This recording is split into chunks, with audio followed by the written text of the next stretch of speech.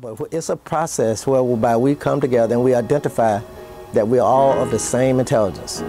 We're all of the same source. I mean, it's like the oneness, the intelligence, the consciousness that is everywhere all the time.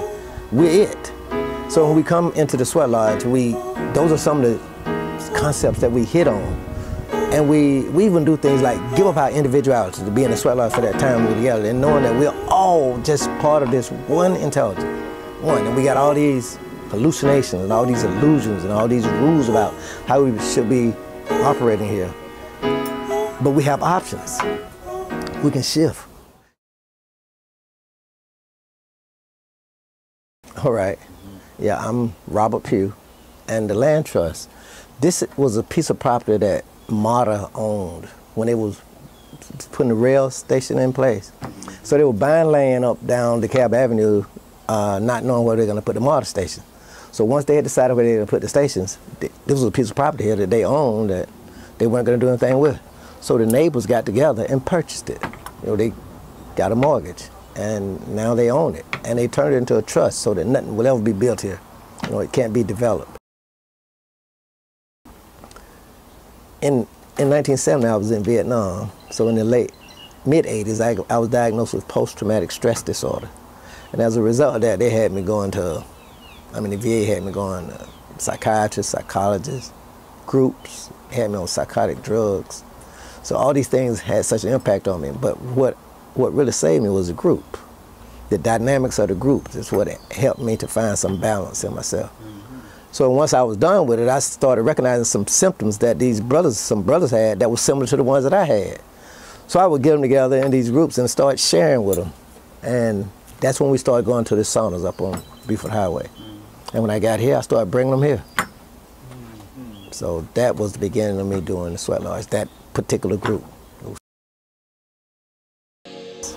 Well, you see, one of the things about, we don't, as men, we've sort of been conditioned not to expose anything that doesn't seem to be really firm, and we tight. Like, we live in our egos in our heads. So, to show some hurt or some pain or something that you rather not be seen, well, usually we don't move toward that direction. Being vulnerable. So what I did when I got them together, I started sharing some of the things that I had. Like, people aren't gonna tell you they had to go to see a psychiatrist. You're suffering from post-traumatic stress disorder. That sounds like something that I didn't want to say, So now I got to acknowledge that this is something that's going on with me. And I was in denial myself about it. I continue to say, it's, nothing wrong with me. I'd had these nightmares, flashbacks, and so many things would aggravate me. And I found myself always in confrontations. And it was about some shit that I was suppressing, anger that I had, and some resentment, guilt. A lot of those things that I was just in denial about. So as I started having this dialogue with these brothers, and I'm sharing about how I found myself being caught up with these negative emotions and how they were in control, and how I shifted, how I related to them. And then they started identifying.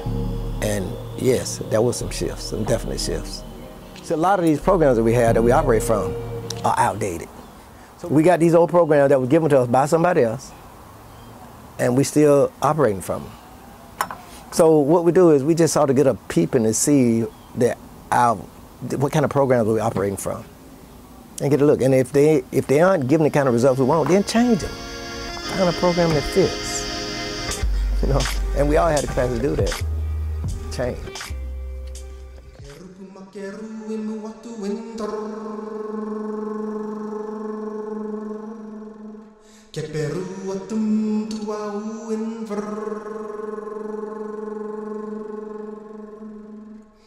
Repa untuk enteru waktu winter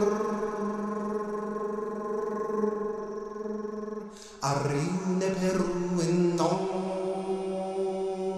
Cetaku mer